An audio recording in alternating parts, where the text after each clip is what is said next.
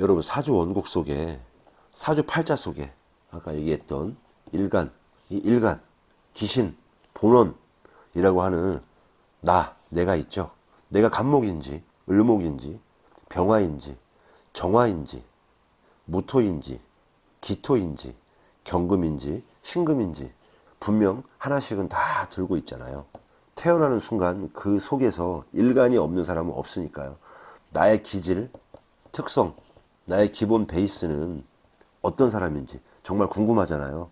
그래서 하나하나 알아보려고 하는 겁니다. 다음 시간부터는 그렇게 하고 이번 시간에는 바로 이 십천간의 개념과 의미를 아는 시간입니다. 그렇죠, 여러분? 그래서 이렇게 먼저 우리는 십천간의 개념과 의미를 알아보고 있는데요. 이 십천간을 도식화해서 알아볼까 해요. 이런 정리된 이미지를 통해서 나의 눈과 머릿속에 들어오게 하는 것, 그런 게 참 좋은 공부 방법이니까요. 자, 그림을 하나 그려볼게요. 네모가 조금 이상하네요. 그래도 그냥 해볼게요. 십천간의 음양, 흐름도라는 이름으로 한번 그려볼게요. 설명과 같이 하겠습니다. 자, 이렇게 기준선을 하나 그려보겠습니다. 이게 기준입니다. 그리고 시작을 갑, 을, 병, 정, 무, 기, 경, 신, 임, 개 라고 쓰고요. 여러분 운동의 방향은 어떻게 될까요? 이렇게 되겠죠? 화살표로 운동의 방향은 태극문양으로 이루어지게 됩니다.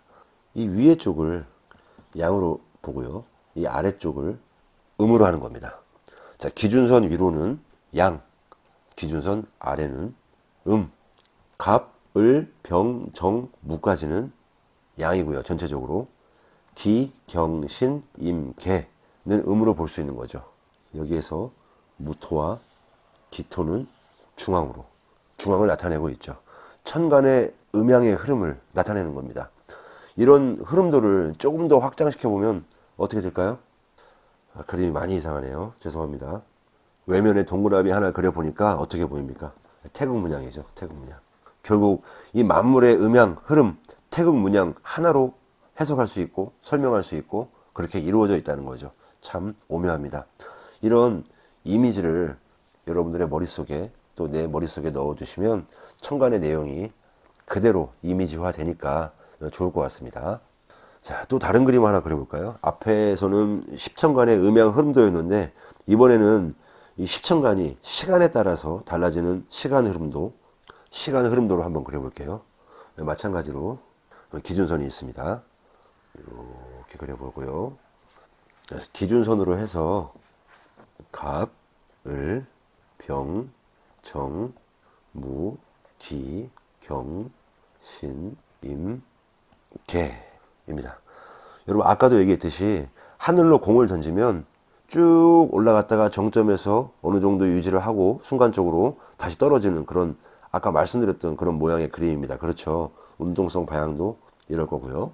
가운데를 나눠서 보면 좌측은 양이죠. 이렇게 볼 수 있는 겁니다. 기부터는 음입니다. 여기에서 갑을은 당연히 목이 되고요. 병정은 화가 되고 무기는 토가 되고 경신은 금이 되고 임수는 수라고 보는 거죠. 이렇게 오행으로 구분할 수 있고요. 또 양으로 구분하죠. 갑은 양, 을은 병은 양, 정은 무는 양, 기는 을, 경은 양, 신은 을, 임은 양, 개는 을. 이렇게 쭉 구분할 수 있겠죠. 이렇게 크게는 갑, 을, 병, 정, 무까지는 양이고요. 기, 경, 신, 임계는 음으로 본다. 그러나 그 안에서 갑과 을은 양과 음으로 구분된다. 이런 식의 오묘한 부분이 있는 겁니다. 이런 것을 읽을 때 갑과 을이 아니라 어떻게 읽는다고 했죠? 갑을이 아니고 갑목과 을목, 병화와 정화, 무토와 기토, 경금과 신금, 임수와 개수 이렇게 읽는다고 했죠. 이런 식으로 목화토금수 오행에 관련된 성정을 같이 읽어줘야 나중에 십성에 들어갔을 때 바로바로 이해하고 해석할 수가 있죠. 자, 여러분 또 헷갈리는 게 뭐냐면 헷갈리는 게 천간의 금 중에 신금이 있죠. 이것도 지지에 가면 신이라고 있습니다. 자축인묘 진사오미 신유술회 중 신이죠. 한글은 같은데 한자가 다르죠. 천간의 신금은 바로 음의 금이고요. 지지의 신은 원숭이죠. 원숭이. 양의 금입니다.